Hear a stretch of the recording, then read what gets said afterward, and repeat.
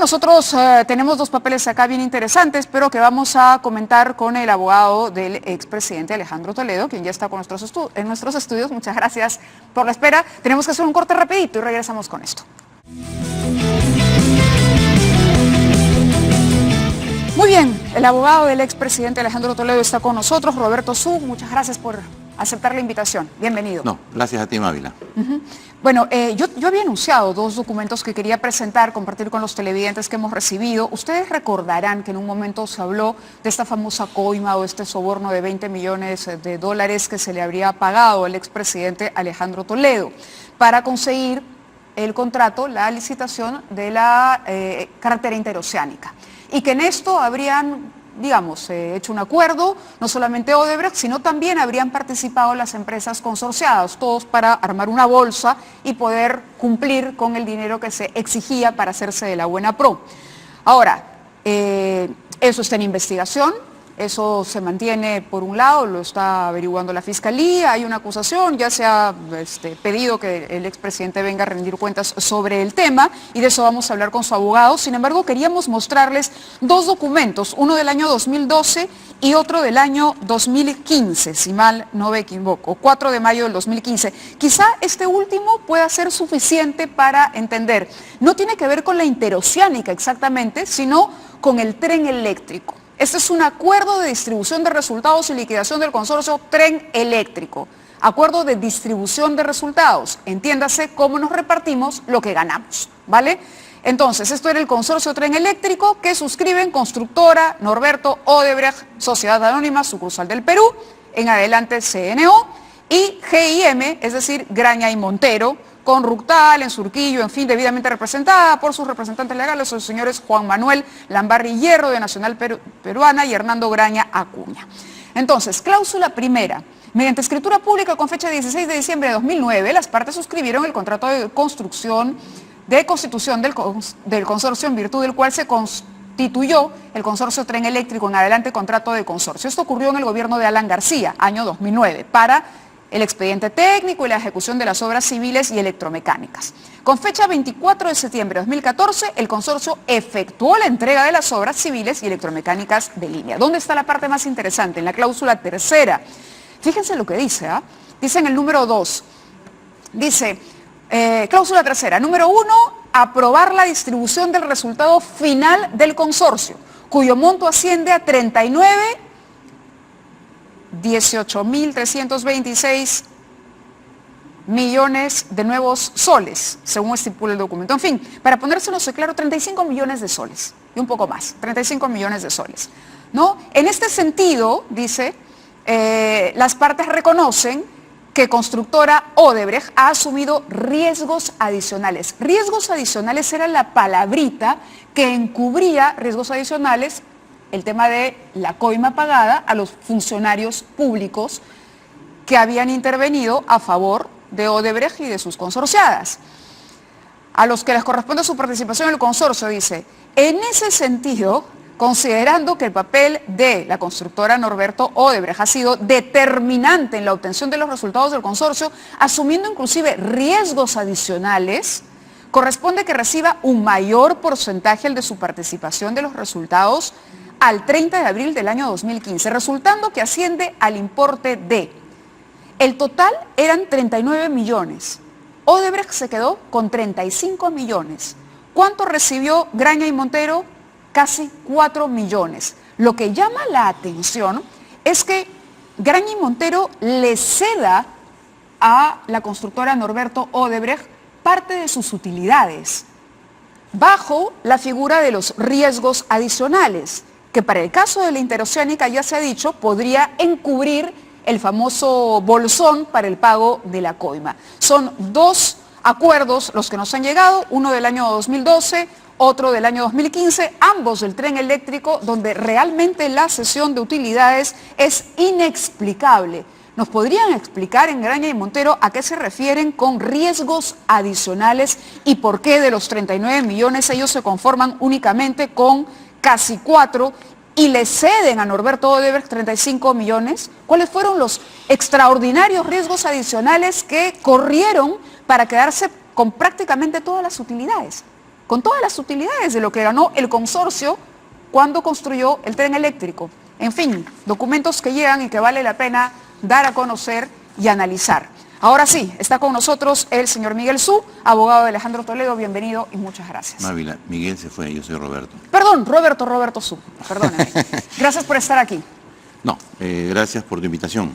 Bueno, la noticia dice, formalizan pedido de extradición contra Alejandro Toledo. Sin embargo, usted ha dicho que esto no va.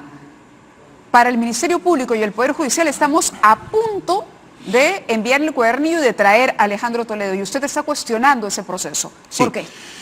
Yo considero que una vez más la justicia peruana, el Ministerio Público y el Poder Judicial están generando expectativas en la población, en la prensa, de un proceso con el triunfalismo que ocurrió cuando presentaron su cuaderno de arresto provisorio o en el último caso, ¿no? El caso de Ayacucho, donde se generó una expectativa de una sentencia por feminicidio y al final resultan absolviendo al presunto autor. En el caso concreto del presidente Alejandro Toledo, hemos tomado conocimiento, igual que ustedes, por el Twitter del Poder Judicial, de una resolución emitida por el juez Concesión Carguancho. ¿Usted no la tiene? No. A nosotros no nos han hecho parte de este proceso de calificación, no nos han permitido participar en esta etapa previa y hemos tomado conocimiento que se ha presentado un documento que se ha elevado a la Corte Suprema, ¿no? Por 3 delitos: tráfico de influencias, colusión y lavado de activos.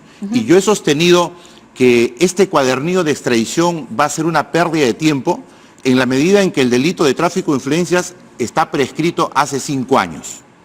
Nosotros hemos solicitado que el Poder Judicial declare la prescripción y lamentablemente en primera y segunda instancia hemos encontrado una pared. Hemos tenido que recurrir a un habeas corpus que ha sido admitido y que está para resolver. No es posible que en el Perú nos digan que los delitos prescriben cuando les parece a los jueces. Respecto al delito de colusión, este es un tipo penal especialísimo que es para los funcionarios o servidores públicos que participan en las contrataciones del Estado. Los que por el cargo que ostentan representan al Estado en la contratación. Y la pregunta es, ¿el presidente de la República, de acuerdo a la Constitución y a la ley del Poder Ejecutivo, que era un decreto legislativo 560 en ese entonces, tenía entre sus funciones representar? Si hoy me dice el Poder Judicial que el presidente puede cometer este delito, entonces cualquier latrocinio que ocurra en cualquier entidad pública tendría como primer responsable el presidente, bastando que un colaborador diga que el presidente sabía. En el caso de Alejandro Toledo hay algunas pruebas concretas, ¿no? No, es que no estamos hablando en función. Perdóname, es que lo que pasa es que no estamos hablando de pruebas, estamos hablando del tipo penal. Por ejemplo, tú me dices. Usted está cuestionando la forma. No, claro. Por ejemplo, la tipificación de los delitos. Tú me dices, por ejemplo, parricidio. ¿Cuál es el requisito? Que tienes que ser familiar de la víctima. Tú me dices feminicidio, tiene que ser una mujer. O sea, los términos legales no son correctos. Por supuesto, es un caso muy parecido al de Ayacucho. Han hecho una calificación en el Ministerio Público y el juez lamentablemente pues le dice amén, porque el juez sostiene que quien legisla y califica es el Ministerio Público. Y entonces hoy tenemos un cuadernillo de extradición con graves deficiencias, donde, por ejemplo, el papelón internacional de enviar este cuaderno y dentro de unos meses decirle, ¿sabes qué? Extradición, tráfico de influencias no, porque ya prescribió. Pero el expresidente debería ahorrarle entonces al Ministerio Público todo el trabajo de armar un cuaderno de extradición con las complejidades que esto implica, poniéndose a derecho, ¿no? Esa es la pregunta lógica. Claro, pero ¿cómo se pone a derecho en un país donde no le dan seguridad jurídica? Donde tienes jueces que se arranchan el expediente. La Sala Penal Nacional emite una resolución donde ordena mandatoriamente una resolución administrativa que envíen los expedientes a los sistemas anticorrupción y el juez dice, no, yo me quedo con el expediente. O sea, ¿qué justicia es esa? Un juez que se precipita en tomar decisiones y que toma decisiones a espaldas de la defensa. Entonces, evidentemente hay una vulneración al debido proceso y eso no es culpa de la defensa, eso es culpa del sistema de justicia. ¿A qué obedecería esa vulneración al debido proceso? Creo que es un afán de protagonismo. A ver, ¿con qué fin quisiera enjuiciar, juzgar al expresidente Toledo por las puras? No, si no hubiera suficientes indicios de corrupción en su caso. Hay indicios que tienen que investigarse. Nosotros no decimos que no se investigue, se tiene que investigar. El problema es la forma como se está investigando. O sea, este juez, por ejemplo, el juez Concesión Carguancho, cuando resuelve el tema de la prescripción, sostiene que la prescripción todavía le falta 6 años porque el último pago consume el delito. Técnicamente eso es un horror. Pero déjelo que corra el riesgo. Sí, nosotros hemos apelado. ¿Y saben lo que ha hecho la sala? La sala ha sostenido que el delito de tráfico de influencias es un delito contra el patrimonio del Estado y le ha aplicado el artículo 41 de la Constitución que duplica la pena. Eso es otro horror, porque la historia de los últimos 25 años del Poder Judicial establecen que no es un delito contra el Pero patrimonio. me está hablando como asesor del Ministerio Público No. o como asesor del Poder Judicial. No, yo le estoy hablando como abogado de la defensa que veo cómo se administra justicia en este país. O sea, cómo se administra justicia. Entonces, ¿cuál es la seguridad jurídica que tiene el expresidente al que le inician un proceso estando ausente, le decretan una prisión preventiva, le allanan su vivienda, le impiden que su recurso de apelación suba a la segunda instancia, que fue una de las razones por las cuales no caminó el cuaderno de arresto provisorio, porque no había cómo justificar a la justicia americana que no se haya permitido que se revise en segunda instancia y que por una cuestión técnica de criterio el juez diga esto no va? ¿Qué dice el abogado de Alejandro Toledo cuando la gente comenta que Alejandro Toledo no viene porque tiene hackeado al presidente de la República? Bueno, eso es parte, digamos, de una leyenda urbana. El presidente de la República... ¿Es una leyenda urbana? Sí, pero por supuesto. Bueno, Elian Karp, recordemos un pronunciamiento de Elian Karp. Qué vergüenza, PPK, tú que tantos negocios y lobbies has hecho, no me hagas hablar, porque yo sé lo que hiciste la última vez. Esto lo dijo en febrero del año pasado y hay una nota en lamula.com que dice que usted va a petardear al presidente Kuczynski con una serie de preguntas el día que él asista a la Fiscalía, que será el 27 de febrero. Dice, el presidente será interrogado en Palacio de Gobierno por la defensa del hoy prófugo expresidente Alejandro Toledo, ¿no?, que amenaza otra vez su permanencia en Palacio hasta el 2021. Ese mismo día, Jorge Barata, exdirector de Odebrecht, sabemos que también va a hablar Barata. Desde su refugio en Stanford, Toledo pretende poner contra las cuerdas a quien fuera su jefe de gabinete y ministro de Economía. Nuevos indicios que lo vinculan con Odebrecht. Para ello, Roberto Su, abogado del prófugo exmandatario, le hará más de 50 preguntas a PPK y entre otras cosas, no solo de las consultorías financieras, sino dice, se le imputa el delito de colusión y acá, en fin, ¿usted va a ser el brazo operativo de Elian Karp para la venganza de Alejandro Toledo? A ver, yo soy abogado defensor, no soy el brazo operativo ni político de nadie. Y como abogado defensor he solicitado, porque considero que es necesario que el presidente de la República, entonces presidente de Proinversión, aclare algunas cuestiones nuevas que han surgido en los últimos meses producto de las investigaciones periodísticas. Y igualmente he pedido la ampliación de la declaración del ex ministro José Ortiz y del ex premier Fernando Zavala, que fue ministro de Economía durante el gobierno de Alejandro Toledo. Pero lo que dicen los medios, bueno, son opiniones y pareceres un poco subjetivas. ¿Va a asistir usted al interrogatorio? Voy a asistir, obviamente, tengo que asistir ¿Y nos puede adelantar si le va a preguntar al presidente Nos sobre corresponde a nosotros hacer las preguntas porque hemos solicitado esa testimonial, pero evidentemente... ¿Son 50 preguntas como dice esta nota? No, pueden ser más o pueden ser menos, eso es una especulación. Pero tienen que ver con Sepúlveda, Westfield, Proinversión, el desempeño del señor Kuczynski como ministro de Economía, etcétera, etcétera. Mávila, el testigo tiene que declarar sobre el cargo que desempeñó durante el periodo de Alejandro Toledo. Yo no le puedo hacer preguntas que no tengan otra relación y tampoco puedo... El presidente del Poder Judicial, por cierto, ha dicho recientemente que el cuadernillo de extradición está muy bien, que es sustancioso y que es contundente. Sí, no, el presidente, que es un buen orador y que lo que va a ser un buen candidato a la presidencia, el presidente lo que ha dicho es que él ¿El presidente del Poder Judicial? Sí, a él me refiero. ¿Va a ser candidato a la presidencia? Sí, porque parece que tiene sus aspiraciones políticas como las tuvo el anterior presidente.